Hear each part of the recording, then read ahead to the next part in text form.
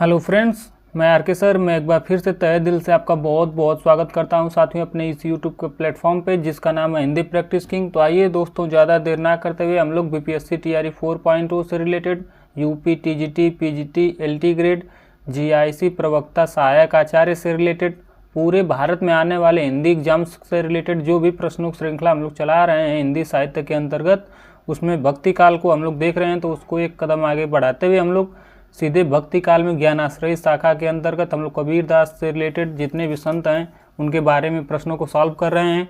एक भी प्रश्न बाहर नहीं जाने दूंगा, इतना मैं दावा करता हूं। तो चलिए साथियों, अपने अपने प्रश्नों पर लौट आते हैं, नहीं तो वीडियो बहुत लंबा हो जाएगा। तो बताइए, गुरु नानक देव की माता जी का नाम क्या था? बताइए, लक्ष्मी जी था या बितस्ता था या रूपना था या तृप्ता देवी था?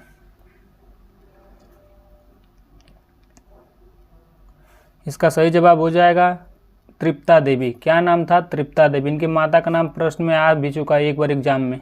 क्या नाम था? तृप्ता देवी। गुरु नानक देव की बहन का क्या नाम था? इनकी बहन का नाम नानकी था। क्या नाम था? नानकी था। इनके पिता का क्या नाम था? गुरु नानक देव के पिता का नाम क्या था? इनके पिता का नाम था कालूचंद मेहता। क्या नाम था? कालूचंद मेहता नाम था। कालूचंद मेहता। इनकी माता का नाम तृप्ता देवी था। और इनका जन्म कब हुआ था? यह जो रीट में आया हुआ है 2025 के रीट में आया हुआ प्रश्न, जन्म कब हुआ? 1469 में। कब? 1469 में।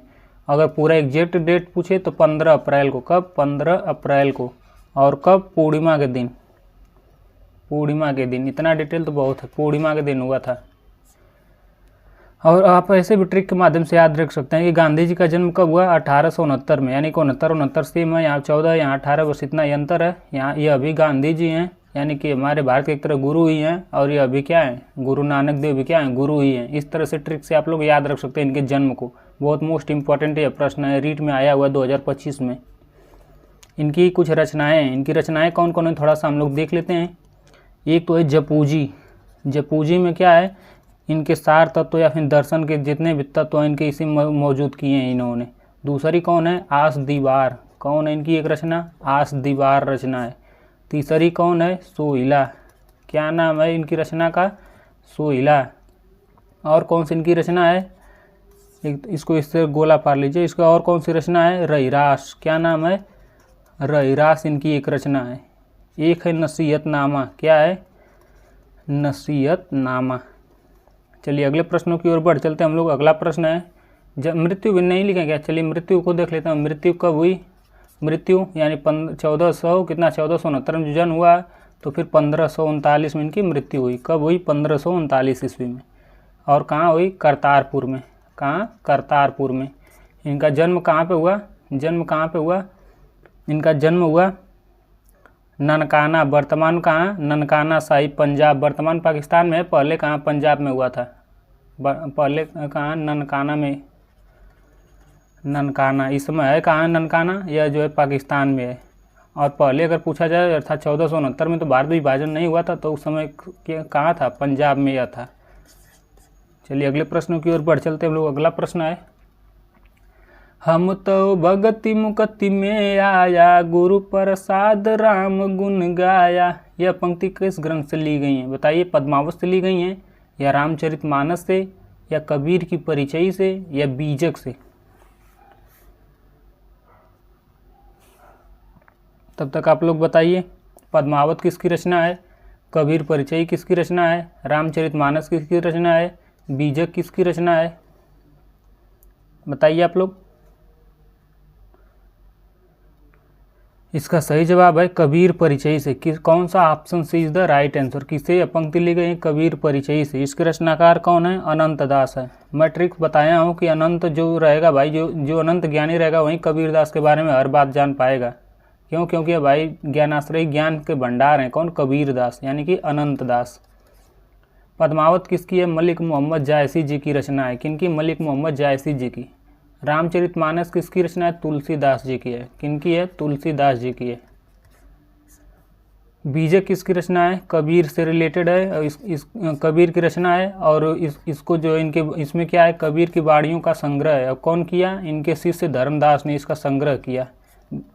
किसने किया? धर्मदास ने। कौन शिष्य है कबीरदास का? धर्मदास। इन्होंने किस नाम से किया? बीजक नाम से किया। किस नाम से? बीजक नाम से। यही बीजक नाम से किया। बीजक के कितने भाग हैं? 3 भाग हैं। एक है साखी, एक है शबद और तीसरा है रामायणी। साखी, शबद, रामायणी। साखी में क्या है? शिक्षा से रिलेटेड इनके शिक्षा सिद्धांत है। स से साखी, स से शिक्षा से रिलेटेड सिद्धांत है इसमें। चलिए अगले प्रश्नों की ओर बढ़ चलते हैं। हम लोग अगला प्रश्न है, संत काव्य परंपरा का कौन सा कवि अपनी विद्वता अर्थात सबसे ज़्यादा विद्वान था कहा गया है? बताइए। यही कहा गया है इस प्रश्न में कि संत काव्य धारा में सबसे पढ़ा लिखा व्यक्ति कौन है? धर्मदास थे या रविदास थे या सुंदरदास थे या रज्जब थे? इसका सही जवाब हो जाएगा ऑप्शन सी। कौन? सुंदरदास। भाई क्या है, ज्ञान से उनका चेहरा इतना खिल उठा कि क्या है, बहुत सुंदर सा प्रतीत होता था चेहरा मुखड़ा। कौन है? सुंदरदास। सबसे ज़्यादा पढ़े लिखे संत या फिर यही थे, क्योंकि कबीरदास तो कहते थे कि मसी कागज छुए नहीं, कलम गयो नहीं हाथ। मैंने कागज को कभी छुआ नहीं और कलम को कभी हाथ में लिया नहीं, अर्थात मैं क्या हूँ? अशिक्षित हूँ। यानी क्या हूँ? अशिक्षित हूँ। ऐसा कर्नल कौन है? कबीरदास हैं कि मैं अनपढ़ हूँ। और ये सुंदरदास किन किन काव्य कलाओं में निपुण थे? एक तो काव्य कला में, दूसरे शास्त्रज्ञ में। ये क्या थे? बहुत ही निपुण थे। इनका जन्म कहाँ हुआ था? सुंदरदास के बारे में थोड़ा सा देख लेते हैं हम लोग। इनका जन्म कहाँ हुआ था? इनका जन्म हुआ जयपुर। जयपुर कहाँ है? राजस्थान में है। और राजस्थान जयपुर में भी कहाँ? दौसा नामक स्थान पे हुआ था। कहाँ पे? दौसा नामक स्थान पे। कब हुआ था? 1596 में। कब? 1596 ईस्वी में इनका जन्म हुआ था। ईस्वी 1596 ईस्वी में इनका जन्म हुआ था। और मृत्यु कब हुई? 1500 जन्म हुआ तो 1600 में ही होगी। कब? 1689 में। इनके पिता का नाम क्या था? इनके पिता का नाम बता दीजिए आप लोग कमेंट बॉक्स में। इनके पिता का नाम था परमानंद खंडेलवाल। क्या नाम था? परमानंद खंडेलवाल। खंडेलवाल। इतना डीपली तो बहुत है इनके बारे में, फिर आगे प्रश्न आएगा तो मैं इनके बारे में और बता दूंगा। इनके गुरु कौन थे? चलिए एक और देख लेते हैं। इनके गुरु थे दादू दयाल। क्या नाम था? दादू दयाल। चलिए अगले प्रश्नों की ओर बढ़ चलते हैं। इनकी 2 रचनाएं भी हैं सुंदरदास की। एक तो ज्ञान समुद्र है, एक सुंदर विलास है। सुंदर नाम है तो सुंदर से याद रख सकते हैं, सुंदर विलास। और एक है ज्ञान समुद्र। ज्ञान रूपी समुद्र कौन है? सुंदर है। यानी कि समुद्र कैसा दिखता है? सुंदर दिखता है। ज्ञान रूपी समुद्र कैसा दिखता है? बहुत ही सुंदर दिखता है। इस ट्रिक से आप लोग याद रख सकते हैं। नाम सुंदर, सुंदर से सुंदर विलास, नाम सुंदर, ज्ञान समुद्र। यानी समुद्र कैसा दिखता है? सुंदर दिखता है। ऐसे भी आप लोग ट्रिक के माध्यम से याद रख सकते हैं। अगला प्रश्न है, कबीर कूता राम मुतिया मेरा नाव, गले राम की जेवड़ी जित खींचे तित जाऊं। इस दोहे में किस तरह की मानसिकता अभिव्यक्त की हुई है? आत्मसमर्पण का भाव है या मान का भाव है या दीनता का है या कुंठा का है?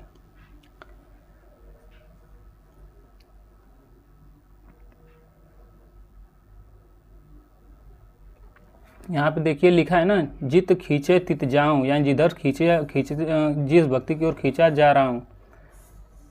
अर्थात क्या है? आत्मसमर्पण का भाव है। किसका भाव है? आत्मसमर्पण का भाव है। पूरी तरह से मैं खींच जा रहा हूँ उस भक्ति की परंपरा में। क्या है? आत्मसमर्पण का भाव है। दीनता का तो होगा नहीं, कुंठा का भी नहीं होगा, मान का हो सकता था, लेकिन यहाँ पे आत्मसमर्पण इससे ज़्यादा कहीं बेटर है। चलिए अगले, यह किसकी है पंक्तियाँ? यह अजय कबीर की पंक्तियाँ हैं। किनकी? कबीर की पंक्तियाँ हैं। कबीर कैसी भाषा है? कबीर अरबी भाषा है। क्या है? अरबी भाषा है। कबीर का मतलब क्या होता है? कबीर का मतलब महान होता है। क्या होता है? महान। चलिए अगले प्रश्नों की ओर बढ़ चलते हैं हम लोग। अगला प्रश्न है, कै बिरहुन कुमीच दे कै आपा दिखलाई, 8 पहर का दान जड़ा मुँह पे सहा न जाई। इस पंक्ति में किस प्रेम का वर्णन है? विरह का अतिशयता इसमें, या प्रेम की सामान्य स्थिति है, या प्रिय की निष्ठुरता है, या उपालंब यानी उलाहना है? बताइए। यहाँ पे क्या लिखा है? मुँह पे सहा न जाए, यानी मुझसे सहा नहीं जाएगा। अर्थात क्या है? विरह से रिलेटेड है। किससे रिलेटेड है? विरह से। Option A is the right answer. क्या है? विरह से रिलेटेड है। यह किसकी पंक्तियाँ हैं? यह कबीरदास की पंक्तियाँ हैं। किनकी? कबीरदास का। कबीरदास का जन्म कब हुआ था? जन्म यह बीपीएससी टीआरई 2.0 में आया हुआ है। इनका जन्म हुआ था 1398 में। कब? 1398 में। यहाँ पे अच्छे से लिख दे रहा हूँ। कबीर से रिलेटेड। कबीर का जन्म कब था? यह बीपीएससी टीआई 2.0 में आया हुआ है। कब था? 1398 ईस्वी में। और मृत्यु कब हुई इनकी? और इनकी मृत्यु हुई इनकी 1518 में। कब? 1518 में। यानी कितने वर्ष जीवित रहे? 4 2 6 2 8 2 0 यानी 120 साल तक ये जीवित रहे। कौन? कबीरदास। सोच लीजिए, इनकी जो भी बाड़ियाँ थी या फिर दोहे थे उसका संग्रह कौन किया? इनके शिष्य धर्मदास ने। किसने? इनके शिष्य धर्मदास ने किया। शिष्य का नाम क्या है? धर्मदास। किस नाम से किए? बीजक नाम से। किस नाम से? बीजक। बीजक की कितनी शाखाएं? 3 शाखाएं। एक तो साखी, एक है शबद और एक है रामायणी। बार बार मैं इसलिए दोहरा रहा हूँ, लिख रहा हूँ ताकि आप लोग को अच्छी तरह क्या हो जाए, याद हो जाए। चलिए अगले प्रश्नों की ओर बढ़ चलते हैं हम लोग। अगला प्रश्न है, कबीरदास ने अपने रहस्यवादी और दार्शनिक विचारों की व्याख्या किसमें की है? बताइए। रामायणी में किए हैं, या शबद में किए हैं, या साखी में किए हैं, या कबीर पंथ में किए हैं? बताइए। इस प्रश्न का सही जवाब क्या हो जाएगा? इसका सही जवाब हो जाएगा रामायणी में। किसमें? रामायणी में। र से रामायणी, र से रहस्य, याद रखिएगा रहस्य। स से साखी, स से शिक्षा सिद्धांत, स से शिक्षा, स से सिद्धांत, ऐसे याद रखिएगा। ट्रिक है यह। स से शिक्षा, स से सिद्धांत। इतना याद आप लोग रख लेंगे फिर कोई दिक्कत ही नहीं। बचा कौन? शबद। यानी कि शब्द कैसे होने चाहिए? प्रेम रूपी शब्द होने चाहिए। प्रेम की भाषा बोलना चाहिए। प्रेम, या फिर इसको क्या अंतरण कह सकते हैं, या फिर अंदर की जो उक्ति है, भाषा है, क्या होना चाहिए? प्रेममय होना चाहिए। शब्द कैसे होना चाहिए? प्रेम रूपी होना चाहिए। स से साखी, स से शिक्षा, र से रामायणी, र से रहस्यवादी। कौन हो गया? Option A is the right answer. क्या हो जाएगा? रामायणी में। किसमें? रामायणी में। चलिए अगले प्रश्नों की ओर बढ़ चलते हैं हम लोग। अगला प्रश्न है, कबीर की भाषा कौन सी थी? बताइए। सदुक्कड़ी थी, या खड़ी बोली थी, या अवधी थी, या अपभ्रंश थी?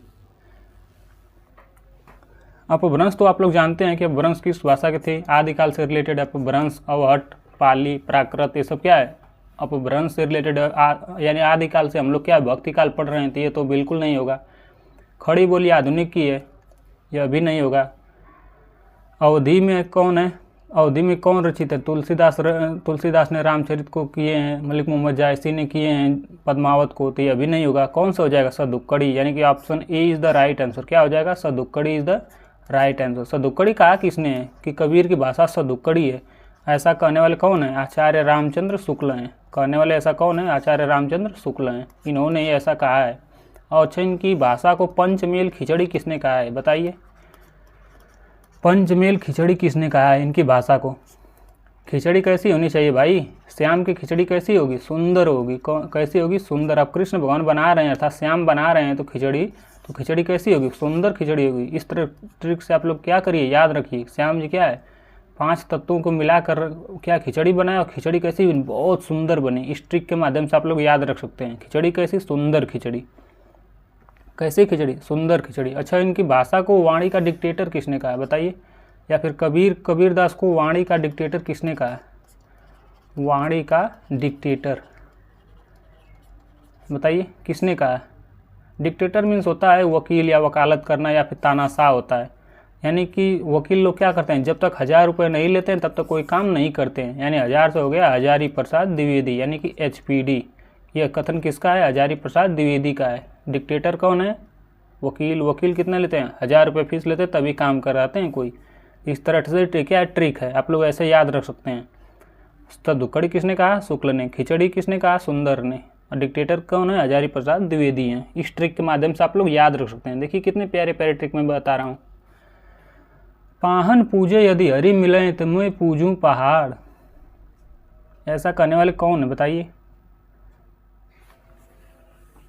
यह कहते हैं कि अगर पहाड़ पूजने से ही अगर पत्थर, पान मतलब पत्थर, अगर पत्थर पूजने से अगर भगवान मिल जाए तो मैं कहूँ तो पूरे पहाड़ को ही पूज लूँ।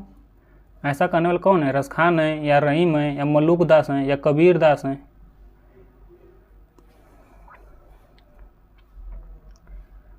इसका सही जवाब हो जाएगा ऑप्शन डी। कौन है? कबीर दास हैं। कबीर दास हैं। क्यों? क्योंकि हम मूर्ति पूजा में विश्वास नहीं रखते थे। कहीं भी जाकर जो है घूम कर, या फिर क्या ना, जैसे लोग जाते हैं ना कहीं कहीं भगवान के दर्शन करने, तो उसमें भी यह जो है इनका मत नहीं था कि कहीं जाकर भगवान का दर्शन करो। अगर तुम्हारे भगवान को मानना है तो अपने अंदर से मानो, अंतर मन से मानो, खुद ही मिल जाएंगे। इन्होंने क्या कहा है, शब्द कैसे होने चाहिए, प्रेम और अंतरण के होने चाहिए, यानी प्रेम रूप और अंतरण शब्द में इन्होंने क्या बताया, यही बताया कि प्रेम से होना चाहिए और अंतरण यानी अंदर मन से मानना चाहिए।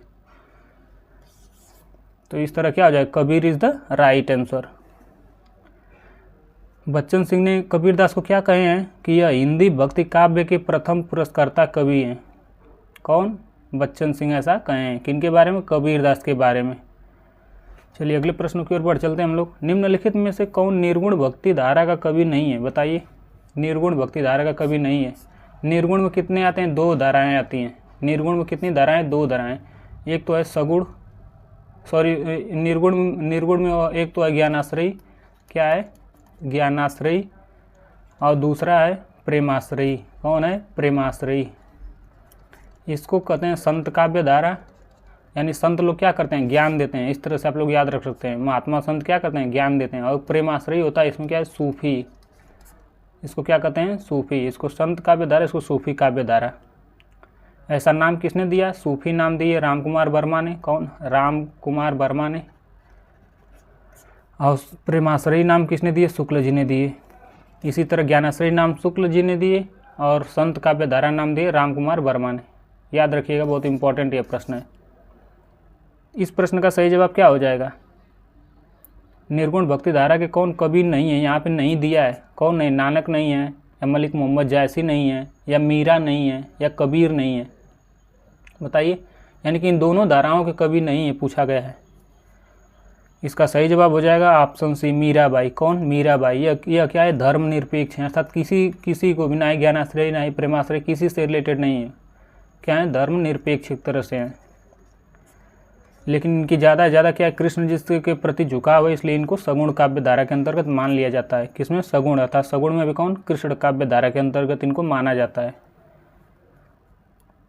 इनको क्या कहा जाता है, मीराबाई को क्या कहा जाता है, उत्तर भारत का संत, उत्तर भारत की महिला संत, उत्तर भारत की महिला संत।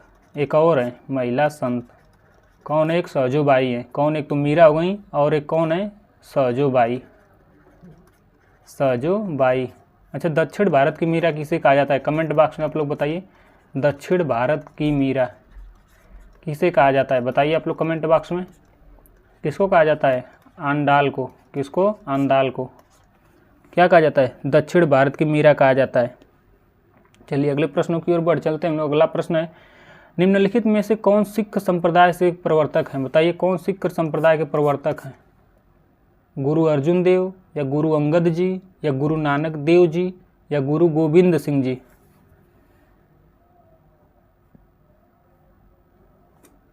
इसका सही जवाब हो जाएगा option C is the right answer. क्या हो जाएगा, गुरु नानक देव। ये भाई गुरु नानक हैं, गुरु हैं तो सिख संप्रदाय के क्या हैं, प्रवर्तक हैं। इनकी कुछ रचनाएं हैं। कौन है, एक तो जपूजी है। जपूजी में क्या है, इनके दर्शन के सार के तत्व हैं, इनके दर्शन तत्व कह सकते हैं आप। जपूजी है, रहीरास है, सोहिला है, क्या है, रहीरास, और कौन सी है, सोहिला, और कौन से, नसीहतनामा।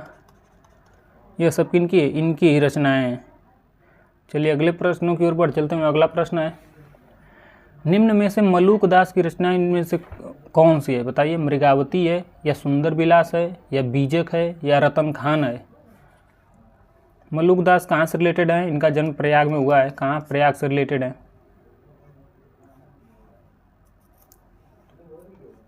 बताइए कौन सी इनकी रचना है। इनकी रचना है ऑप्शन डी, कौन, रतन खान। कौन, रतन खान। कहते हैं ना, नाम के विपरीत होता है इतिहास गवाह के अच्छी फसलों को कौन, टिड्डे मकोड़े ही खाते हैं। यानी कि मलूक दास, नाम कितना उतना अच्छा नहीं, मलूक दास, लेकिन देखिए क्या है, रतन के खान है। किस नाम से रचनाएं की हैं, रतन खान। और मृगावती के रचनाकार कौन है, कुतुबन है। कौन, कुतुबन। आगे मैं इसको बारे में ट्रिक से बताऊंगा। कुतुबन है। मृग कहाँ मिलते हैं भाई, मृग वन में मिलते हैं। ऐसे आप लोग क्या याद रख सकते हैं, राम जी देखते हैं मृग के पीछे दौड़े दौड़े चले गए, वो कहाँ चले गए, वन में दौड़ कर चले गए। कौन, राम भगवान। ऐसे आप ट्रिक के माध्यम से याद रख सकते हैं। बीजक किससे रिलेटेड है, कबीर दास से रिलेटेड है। किसकी रचना है? कबीरदास की, कबीरदास की। और सुंदर विलास कौन है भाई? सुंदर विलास किनकी है? श्याम सुंदर दास की है। किनकी है? सुंदरदास, श्याम सुंदर दास, सुंदरदास की। नाम ही है सुंदर, तो सुंदर में विलास करेंगे। और ज्ञान समुद्र इनकी रचना है, सुंदर विलास। और कौन है? एक ज्ञान समुद्र। ज्ञान क्या है? समुद्र। समुद्र कैसा दिखता है? सुंदर दिखता है। चलिए अगले प्रश्नों की ओर बढ़ चलते लोग। अगला प्रश्न है, किस कवि की रचना से प्रभावित होकर अकबर ने गाय के वध को बंद करवा दिया? बताइए। संत दादू दयाल को, या फिर आलम, या फिर गंग कवि, या सेनापति?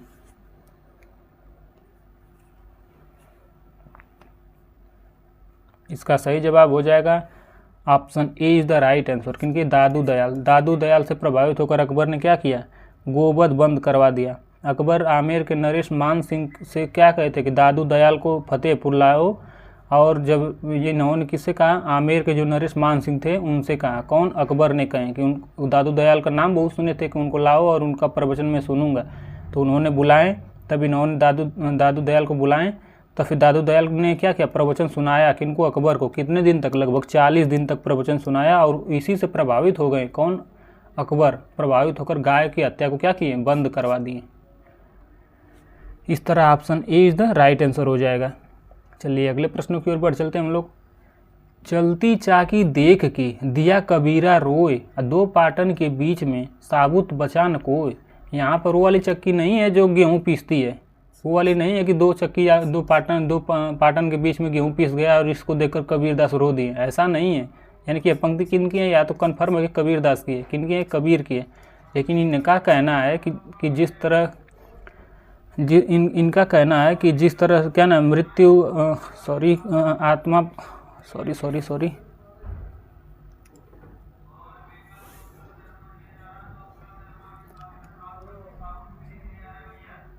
इनका कहना है कि जिस तरह से संसार रूपी चक्की के समान जन्म और मृत्यु के बीच कौन? मनुष्य पिसता है, और इसी को देखकर कबीरदास क्या है? रो दिए। क्यों? क्योंकि जन्म और मृत्यु के बीच क्या है? मनुष्य पिसता रहता है, और यह संसार रूपी क्या है? चक्की है। इसमें कौन सा शब्द शक्ति पूछा है? यहाँ की रचना नहीं पूछा है, ये तो कबीर की पंक्तियाँ। यहाँ पूछा है शब्द शक्ति कौन सी है? शब्द शक्ति कितने प्रकार की होती है? 3 प्रकार की होती है। कौन कौन? अभिधा, लक्षणा और व्यंजना। विलक्षणा नाम भी कोई शब्द शक्ति ही नहीं है, इसी 3 में बताया गया है। यहाँ पे अगर सरल देता, अर्थात तुरंत समझ में आ जाता कि सूर ने मीरा से कहा या फिर तुलसीदास ने इनसे कहा, कुछ भी ऐसा सरल वाक्य देता तो हम लोग तुरंत वहाँ पे क्या देते हैं? अभिधा लगा देते हैं। लेकिन अभिधा तो यहाँ है नहीं, क्योंकि देख ही रहे हैं यहाँ चक्की गेहूँ से ना रिलेटेड होके क्या है? मृत्यु और जन्म के बीच दे दिया है, संसार को दे दिया है क्या यहाँ पे? यानी कि इसका क्या किया है? व्यंजना की, यानी कि व्यंग्य किया है, यानी कि व्यंजना शब्द शक्ति है। कौन शब्द शक्ति है? व्यंजना। जब मैं हिंदी व्याकरण पढ़ाऊंगा तो ये तीनों शब्द शक्तियों को अच्छे तरह से बताऊंगा। चलिए अगला प्रश्न है, मनुआ तो दौदिसी फिरे यह तो सुमिरन नाही। यह काव्यांश किस कवि का है? बताइए। सूरदास का है, या रहीमदास का है, या रसखान का है, या कबीरदास का है?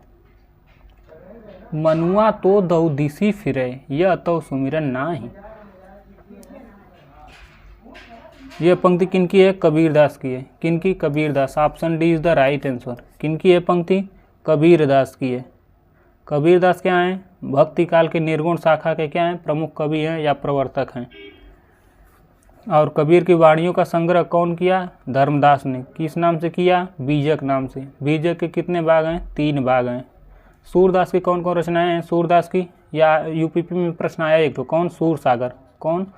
सूर सागर किसकी रचना है? यह यूपीपी 2024 का सवाल है। किसका? यूपीपी 2024 का यह प्रश्न है, यानी उत्तर प्रदेश पुलिस का है। और इनकी एक रचना कौन है? सूर सरावली। ज़्यादातर इनके सूर नाम से हैं। सूर सागर, सूर सरावली, सूर सागर, सूर सरावली। साहित्य लहरी, साहित्य लहरी किनकी रचना है? सूरदास की रचना है। रसखान की कौन सी रचना है? रसखान की कौन सी रचना है? एक तो है सुजान रसखान, सुजान रसखान। और एक कौन रचना है? प्रेम वाटिका। कौन सी रचना है? प्रेम वाटिका एक रचना है। चलिए अगले प्रश्नों की ओर चलते हम लोग। रहीमदास की भी एक दो रचनाएं हम लोग देख लेते हैं। कौन है? रहीम दोआवली। रहीम दोआवली इनकी एक दो रचनाओं को इनको भी देख लेते हैं, इनको क्यों अकेला छोड़ा जाए। और रहीमदास की कौन सी रचना है? मदनाष्टक। मदनाष्टक। और कौन सी रचना है? ये ज़्यादा नायिकाओं से रिलेटेड लिखते थे, यानी कि बरवय नायिका भेद। किसका भेद? नायिका का भेद, बरवय नायिका भेद। और क्या? रास पंचाध्यायी। रास पंचाध्यायी इत्यादि रचनाओं को क्या किए? रहीमदास ने रचे हैं। चलिए अगले प्रश्न की ओर बढ़ चलते हैं हम लोग। असड़ियाँ झाई पड़ी पंथ निहारी निहारी, अजी बढ़िया छाला पड़ा राम पुकारी पुकारी। यह कहाँ से रिलेटेड है? साखी से रिलेटेड है। कहाँ से? साखी से। यह पूछा है कि यह जो है किस साधना पद्धति का मुख्य प्रभाव पड़ा है इसमें, बताइए। यह किनका है? यह कबीरदास का है। किनकी पंक्ति है? कबीरदास की पंक्ति है। कबीरदास ने क्या कहा कि असड़ियाँ झाई पड़ी, अर्थात त्वचा पे क्या झाइयाँ पड़ गई, यानी पंथ मतलब राह को देख देख या निहार के क्या है, राम को हम लोग क्या है, राम राम कहते कहते हमारी त्वचा सिकुड़ गई है, अर्थात बूढ़े हो चले। और राम का पंथ क्या है? निहारते निहारते कि कब आएंगे राम। अजी बढ़िया छाला पड़ गया, यानी कि जीभ पे क्या है? छाला पड़ गए। राम पुकारी, अर्थात राम राम कहते कहते। यह किससे? साखी से रिलेटेड है। साखी में क्या है? शिक्षा सिद्धांत से रिलेटेड सारे तत्व हैं। इस पर किसका प्रभाव पड़ा है? नाथपंथी साधना का, या सूफी साधना का, या सिद्ध साधना का, या अद्वैत वेदांत का?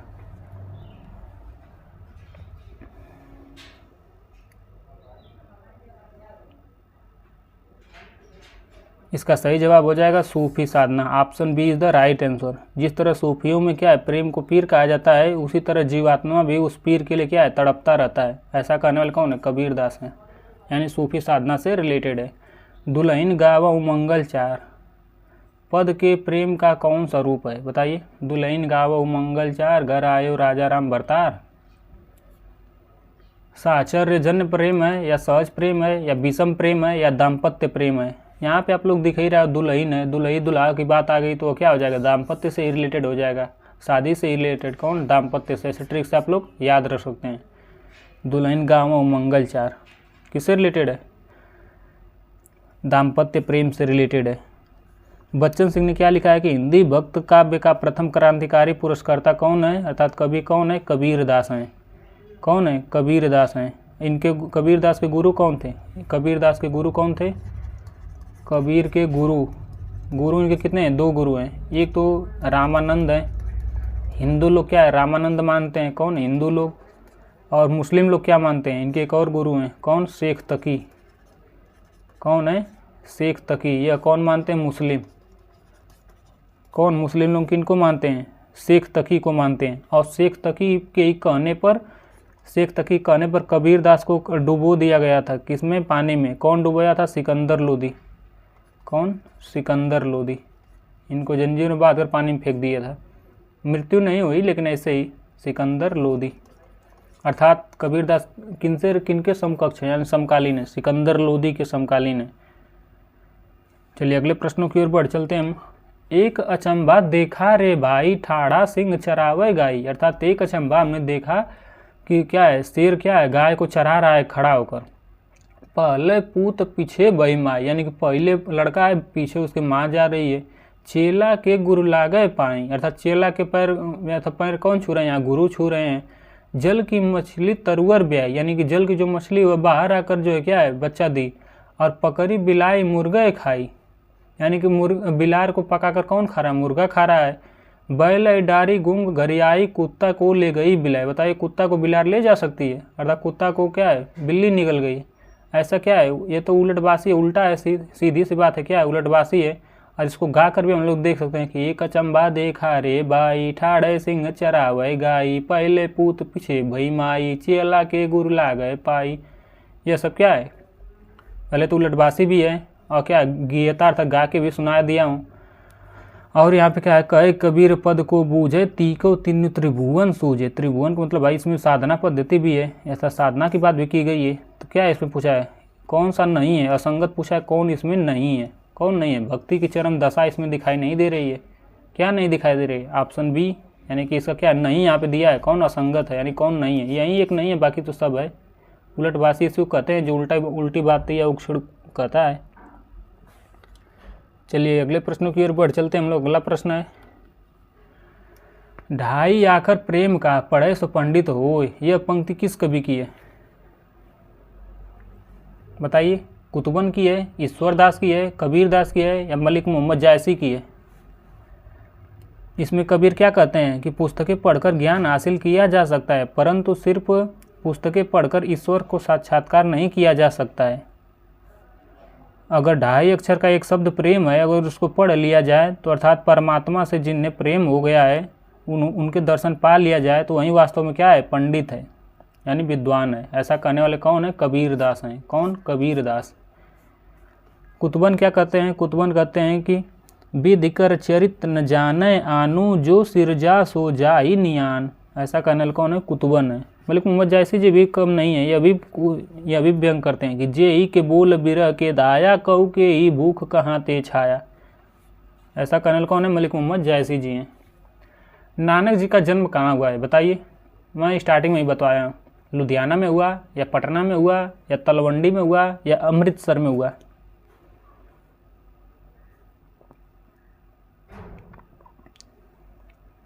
गुरु नानक जी का जन्म रावी नदी के किनारे कहाँ पे हुआ? तलवंडी में हुआ। कहाँ पे? तलवंडी में।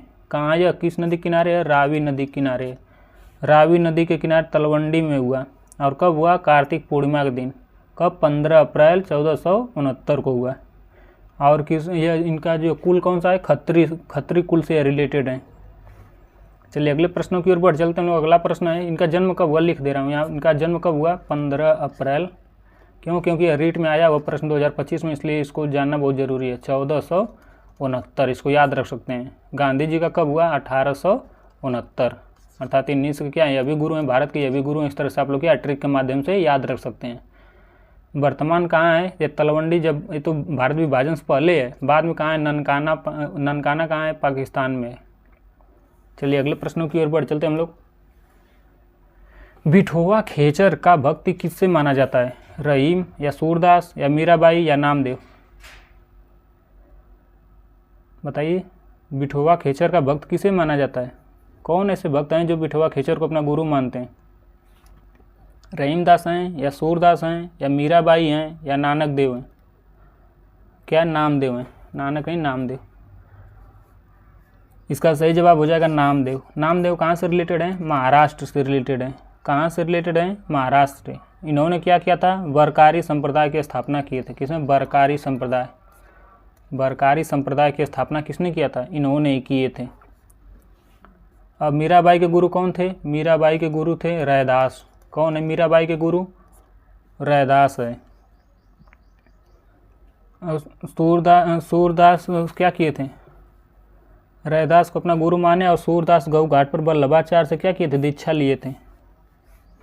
चलिए अगले प्रश्नों की ओर बढ़ चलते हैं हम लोग। अगला प्रश्न है, तो साथियों आज के लिए बस इतना ही। अगर सेशन अगर आप लोग को अच्छा लगा हो तो लाइक, शेयर एंड सब्सक्राइब करें।